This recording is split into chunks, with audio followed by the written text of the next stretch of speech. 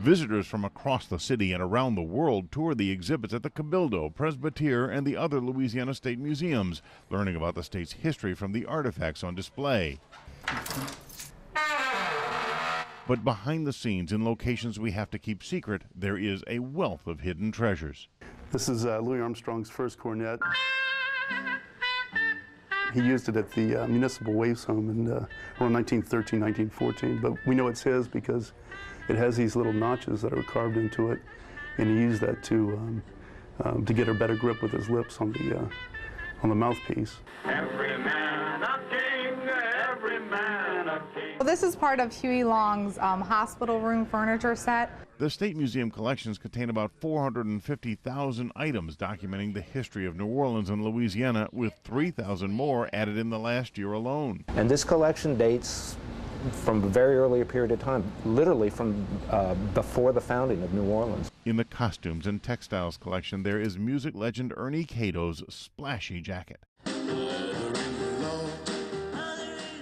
This is the suit that he wore at his very last Jazz Fest appearance. And a pocket still has his stuff in it. Yes. There's a handkerchief here that is very well used because he probably got pretty hot out there in Jazz Fest. There is a comb. A rural minister donated these iron shackles he was given after a church sermon about the Ku Klux Klan. A member of the congregation later brought these shackles to him and said, "Here, take these wretched things. I don't want them. I want to remain anonymous, but I do know that the KKK used these shackles." The clothing collection traces fashion from the simple to the elegant. It's a fairly plain cotton plaid dress from about 1830. This is actually a wedding outfit that was worn by a gentleman in the 1870s. In fact, it was worn by a gentleman named Robert Henry Downman, for whom Downman Road is named. This is a lithograph copy of the very first photograph ever taken in New Orleans in 1840, just after photography was invented and before the Pontalba apartments were built. It was made by a man named Jules Lyon. Lyon was a free man of color who had come recently from France. There's some pretty good evidence that he was trained to make daguerreotypes by Daguerre himself. Here we've probably got a couple $1 million worth of pottery just in this one spot. The collection of pottery from the women of Newcomb College sits next to rare silver pieces from the era of steamboats. And it says, presented to Captain Jefferson Dickerson by the passengers on board the steamboat G.W. Sparhawk. Scholars worldwide come here to do research, and the items in the collection are used in museum exhibitions across America and in other countries, including those from the largest collection of New Orleans jazz instruments in the world. That is an original beaver top hat. She would not walk out of the house without a nice hat on. And it's metal. It's metal?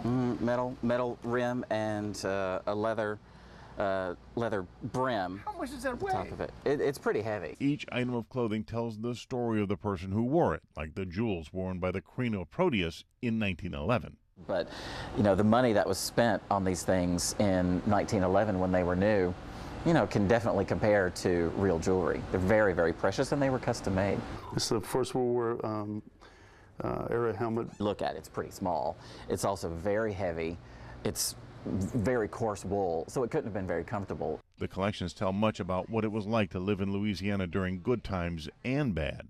The surgical saw was most likely used for amputation. This is a Civil War era cannonball, and as you can see, it has a good amount of heft to it. Oh my goodness. Going to the dentist was not a happy experience. As you can see, this was used to remove a tooth. You can see the St. Augustine Church right here. If someone approached you with that, how fast would you run? Pretty fast. The state museums are working on a new exhibit to open in October here at the Presbyterian called Living with Hurricanes, Katrina and Beyond, and they need your help because they're still collecting artifacts for the exhibit. So we're looking for things that were used by people to triumph over the storm. For instance, we have an axe that was used to chop out of a roof in St. Bernard.